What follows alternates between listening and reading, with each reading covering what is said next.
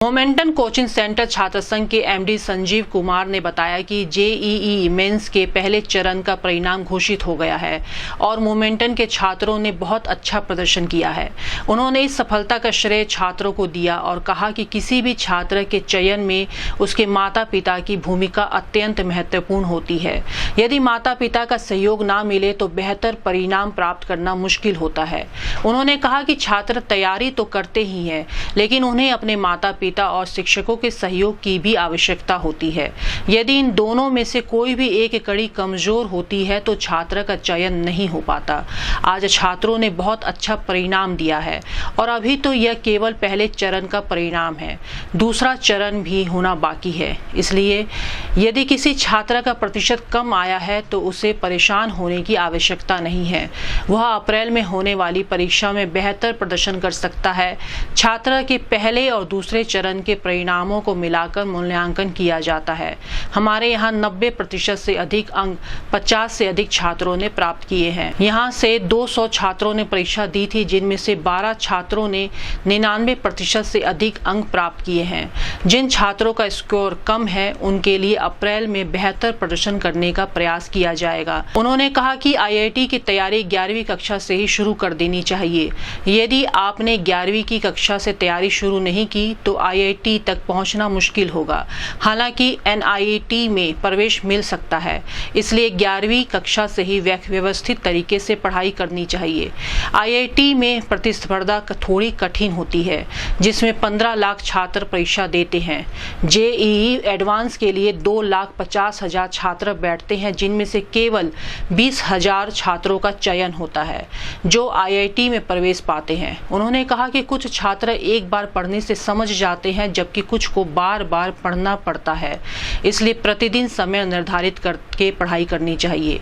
इस संबंध में गोरखपुर न्यूज से बात करते हुए मोमेंटम कोचिंग सेंटर छात्र संघ के एमडी संजीव कुमार, टॉपर छात्र अरमान अली ने कहा, इस बार जेईई मेन का रिजल्ट आया है पहले फेज का और बच्चों ने बहुत अच्छा परफॉर्म किया है। और इसके लिए अगर मुझसे पूछा जाए तो एक क्रेडिट सबसे ज़्यादा बच्चों को मिलना चाहिए, सेकंड नंबर पे फैकल्टीज़ को मिलना चाहिए और थर्ड नंबर पे पेरेंट्स को मिलना चाहिए। किसी भी बच्चे के सिलेक्शन में मैंने 20-21 साल से मैं लगातार देख रहा हूँ, पेरेंट्स का रोल बहुत इम्पोर्टेंट है। अगर पेरेंट्स बहुत पॉजिटिव नहीं हैं, बहुत सपोर्टिव नहीं हैं, तो कितना भी प्रयास किया जाएगा उससे रिजल्ट नहीं बनेगा। तो हम एक तरह से कह सकते हैं कि ग्राउंड पे खेलना तो बच्चे को ही है, लेकिन उनके सपोर्ट में 2 लोग हैं जो बड़े इम्पोर्टेंट हैं। एक उनके फैकल्टीज़ जो टीचर्स हैं और दूसरे पेरेंट्स, और इन दोनों में से कोई भी एक कड़ी कमज़ोर हुई तो बच्चे का सिलेक्शन नहीं हो सकता है। और इसीलिए इन बच्चों ने जो अच्छा परफॉर्म किया है उसके लिए पेरेंट्स का रोल बहुत इम्पॉर्टेंट है। उसके साथ साथ फैकल्टीज़, हमारे जो नॉन टीचिंग स्टाफ हैं, पूरा मैनेजमेंट ने दिन रात लग करके काम किया बच्चों के साथ और अच्छा से अच्छा रिजल्ट निकालने का प्रयास किया। सर, यहाँ से कितने बच्चे ने निकाला है?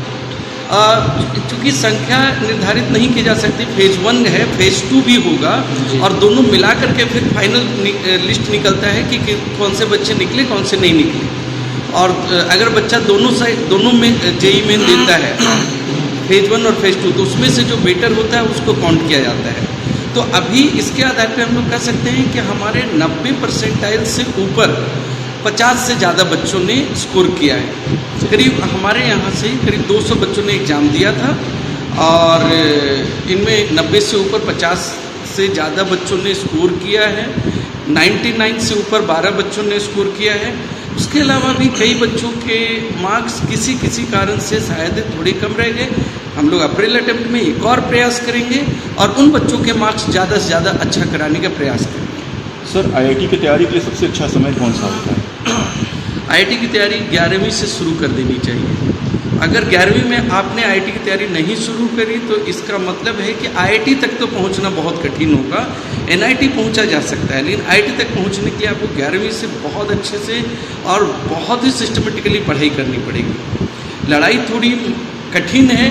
15 लाख के आसपास बच्चे बैठते हैं, उसमें से जेईई एडवांस के लिए 2.5 लाख बच्चे सेलेक्ट होते हैं। उन 2.5 लाख में से फिर 20,000 के आसपास बच्चे सेलेक्ट होते हैं जो आईआईटी के लिए एलिजिबल होते हैं एडमिशन के लिए। अक्सर लोग इसमें कहते हैं कि 8 घंटे पढ़ना चाहिए, 10 घंटे पढ़ना चाहिए, तो क्या कोई ऐसा क्राइटेरिया है पढ़ने का?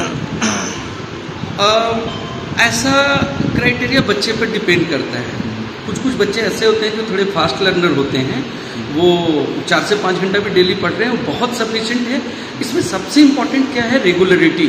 अगर आपने एक सप्ताह पढ़ाई नहीं करी और संडे को जा करके 7 दिन का कोटा पूरा कर लिया, कोई फ़ायदा नहीं है। आप डेली 4 घंटा पढ़िए, लेकिन डेली पढ़िए, एज़ कम्पेयर टू एक ही दिन 15 घंटे पढ़िए, क्योंकि इसमें रेगुलरिटी मेंटेन करना, मोटिवेटेड रहना, ये बहुत इम्पोर्टेंट। मेरा नाम अमान अली है। मैंने अपनी 11th और 12th की पढ़ाई मोमेंटम छात्र संघ से की थी, जिसके साथ साथ मैंने अपनी JEE मेंस की प्रिपरेशन भी की थी और मेरा जनवरी अटेम्प्ट में 99.82% आया। आप भी इस कोचिंग के स्टूडेंट रहे हैं, आपके साथ और भी कई लोगों ने कंपटीशन ये दिया है, वो क्या एक्स फैक्टर होता है जो किसी एस्पिरेंट को रैंक लाने के लिए सपोर्ट करता है? मुझे लगता है कि 2 साल जैसे मैंने पढ़ाई की JEE के लिए, तो सबसे ज़रूरी चीज़ उसमें थी कंसिस्टेंसी। मैंने रोज़ दिए गए DBPs और जो फ्रीक्वेंटली होते थे टेस्ट हमारे, सारे में अटेंड करता था, कोई भी मैं मिस नहीं करता था। पर मेरे साथ ही के बहुत सारे बच्चों को मैंने देखा जो बहुत सारी इन सब चीज़ों को स्किप करते थे। मुझे लगता है कि ये बहुत ज़रूरी है, कंसिस्टेंसी बहुत मैटर करती है।